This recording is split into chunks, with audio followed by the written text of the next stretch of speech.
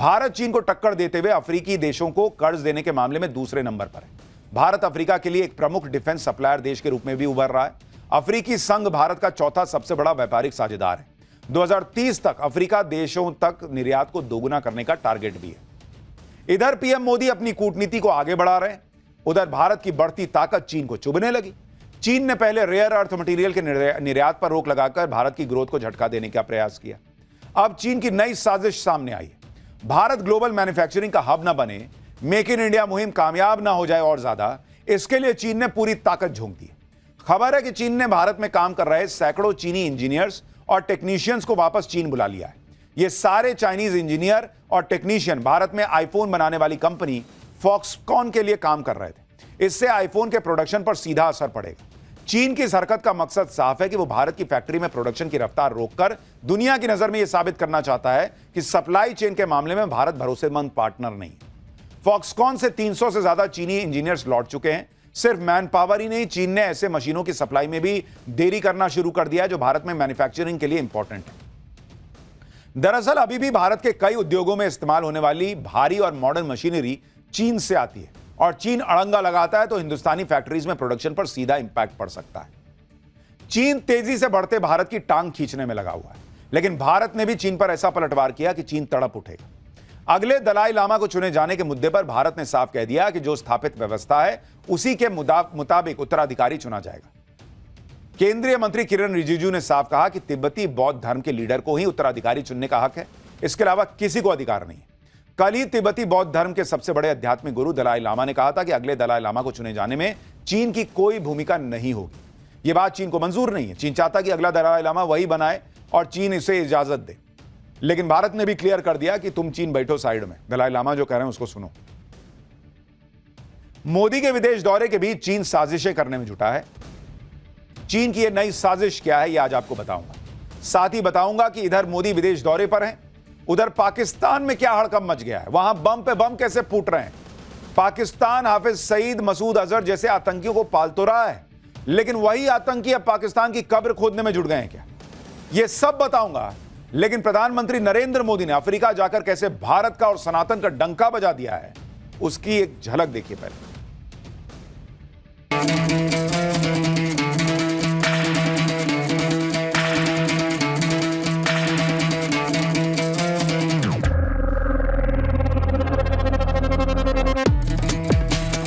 हमारे लिए लोकतंत्र एक सिस्टम नहीं बल्कि संस्कार है।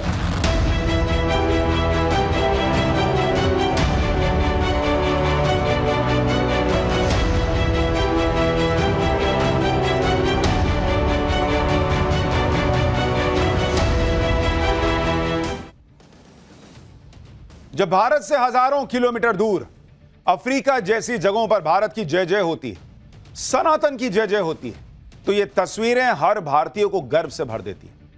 सनातन का डंका कैसे अफ्रीका के देशों में बज रहा है, वो सब तो आज आपको दिखाऊंगा ही, लेकिन पहले आज की सबसे खास तस्वीरें देख लीजिए जिसकी चर्चा हर जगह हो रही है। घाना ने आज पीएम मोदी को अपना सर्वोच्च सम्मान order of the star of घाना दिया है।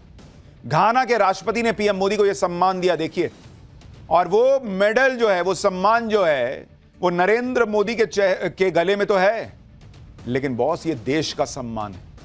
आप नरेंद्र मोदी का विरोध भी करते हो, पसंद ना भी करते हो, लेकिन बॉस ये देश का रुतबा बढ़ रहा है। और विदेश मंत्रालय की तरफ से बताया गया कि पीएम मोदी को यह अवार्ड उनके नेतृत्व और ग्लोबल लेवल पर उनके प्रभाव के लिए दिया गया है।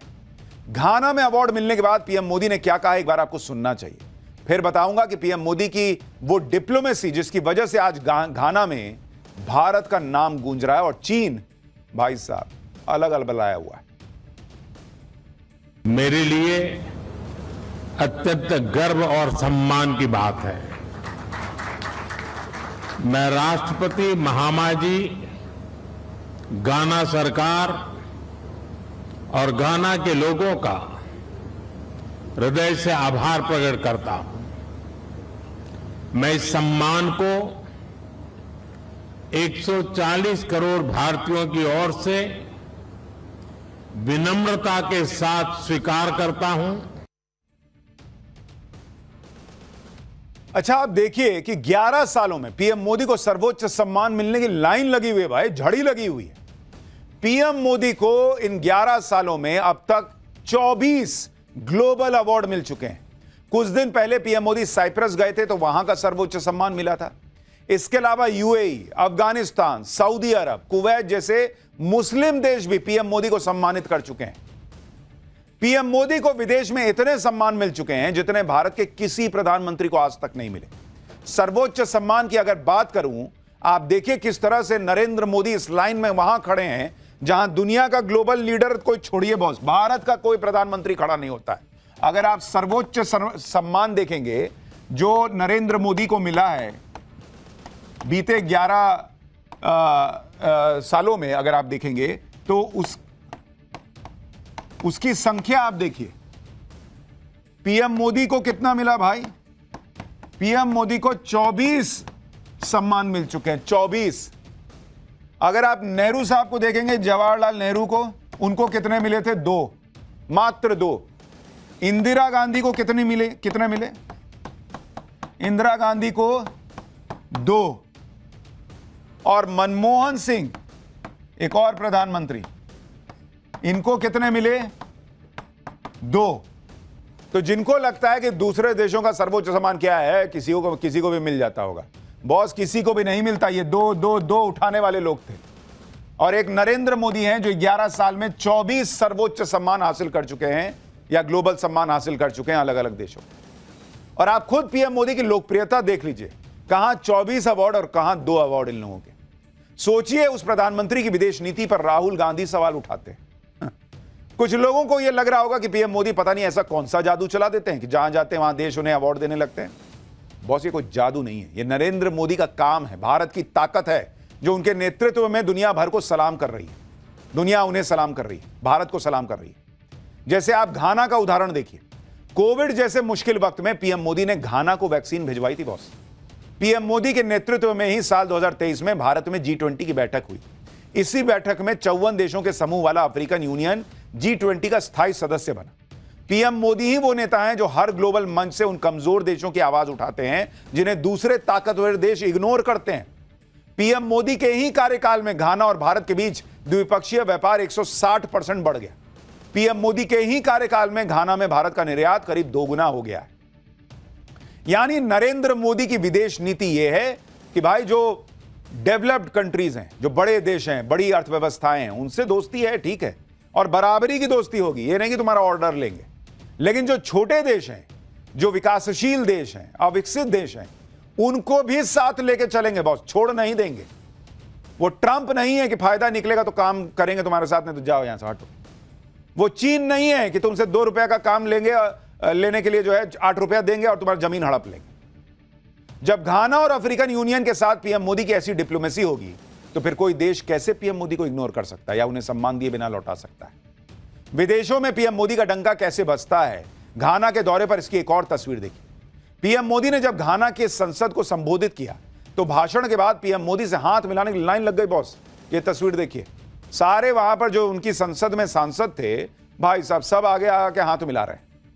ये भारत की ताकत है बॉस। आपको वहां नरेंद्र मोदी नहीं, भारत का प्रधानमंत्री दिखना चाहिए जो भारत को इस तरह से मजबूती से खड़ा कर रहा है।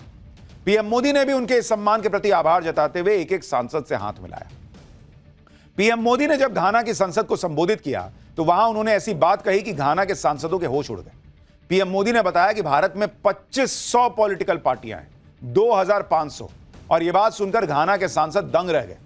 सुनिए पीएम मोदी ने घाना की संसद में और क्या कहा। India is the mother of democracy.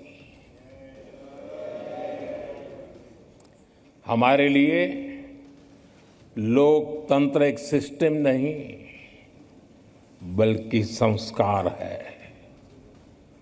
हजारों वर्षों से लोकतंत्र ने भारतीय समाज को निरंतर गति दी है। India has over 2500 political parties. I repeat, 2500 political parties, 20 different parties governing different states, 22 official languages, thousands of dialects. एक तरफ प्रधानमंत्री मोदी हैं जो दुनिया में जा जाकर बताते हैं कि देखिए भारत बहुत तेजी से आगे बढ़ रहा है, यहां अपॉर्चुनिटी आई है। दुनिया में जाके बताते हैं कि भारत का लोकतंत्र जो है ना, वो हमारे रगों में लोकतंत्र बहता है, भारत जो है वो ऐसा लोकतांत्रिक देश है। और एक तरफ राहुल गांधी विदेश जाते हैं, सब खत्म हो गया जी, हमारे यहां कुछ नहीं बचा, हमारे यहां तो जुडिशरी भाई खत्म मामला है, हमारे यहां कुछ नहीं है, ऐसा वाला हिसाब पैदा कर देते हैं। पीएम मोदी 5 देशों की यात्रा पर है। आज उन्होंने घाना की संसद को संबोधित किया।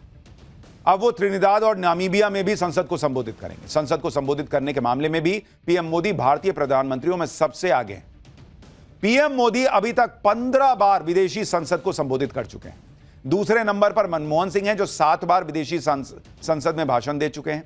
तीसरे नंबर पर इंदिरा गांधी हैं जो 4 बार ऐसा कर चुकी हैं। और चौथे नंबर पर जवाहरलाल नेहरू हैं जिन्हें यह सम्मान 3 बार हासिल हुआ। यानी इस मामले में भी पीएम मोदी की टक्कर में कोई नहीं। यह सम्मान पीएम मोदी का ही नहीं, भारत का भी सम्मान है। और घाना में तो भारत के लिए जबरदस्त क्रेज दिखा। जब पीएम मोदी घाना की संसद को संबोधित कर रहे थे तो वहां 2 सांसद भारतीय परिधान में दिख गए। पीएम मोदी के भाषण के बाद वहां स्पीकर ने जब संसद को संचालित किया तो वहां सांसद भारत विजिट की मांग करने लगे और स्पीकर ने उन्हें भरोसा दिया कि वो इसकी इजाजत देंगे। घाना के एक सांसद पगड़ी पहनकर आ गए थे, ये देखिए दूल्हा टाइप तैयार होकर आ गए भाई। एक सांसद जो है वो दुल्हन टाइप तैयार होकर आ गई।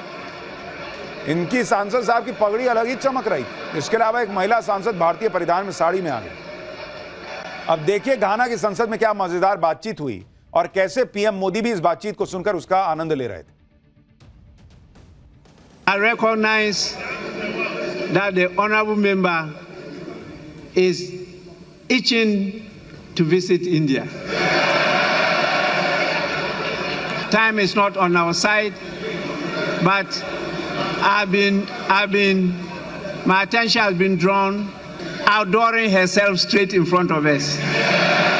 So I thank honorable members for that. The love for the country of India, its people and its culture. ये तस्वीरें बताती हैं कि घाना और भारत में कैसा गहरा सांस्कृतिक कनेक्शन है। और सोचिए उसके बाद भी इस देश में 30 साल से कोई नहीं गया था भारतीय प्रधानमंत्री। घाना में तो सनातन की मजबूत जड़ें भी हैं। घाना में पीएम मोदी का स्वागत एकदम सनातनी अंदाज में किया गया। माथे पर तिलक, चंदन, गले में कंठी माला, धोती कुर्ता वाला भारतीय पहनावा। पीएम मोदी के स्वागत में घाना के बच्चे एकदम सनातनी रंग में रंगे हुए। इस वीडियो में घाना के बच्चे पीएम मोदी के स्वागत में श्लोक सुना रहे थे। सुनिए आप भी जरा।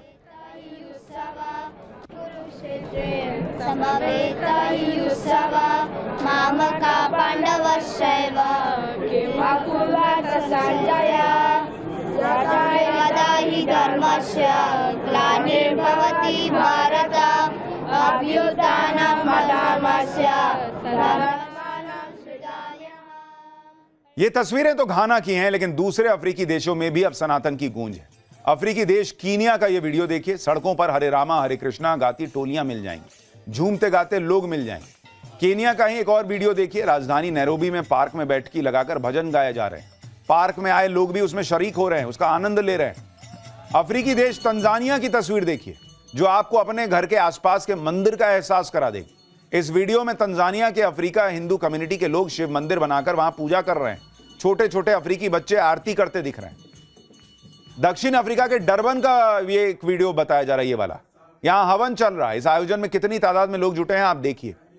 अभी तक अमेरिका और यूरोप के देशों से आई ऐसी तस्वीरें ही सबका ध्यान खींचती थी, लेकिन अफ्रीकी देशों में भी हिंदू धर्म के प्रति क्रेज बढ़ रहा है, जो भारतीय संस्कृति और सनातन की सॉफ्ट पावर है। सबसे कमाल की बात है कि यहां सनातन की बात कर लीजिए, भारत में हिंदू धर्म की बात कर लीजिए तो आप कम्युनल करार दिए जाने लगते हैं और दुनिया में सनातन का डंका बज रहा है।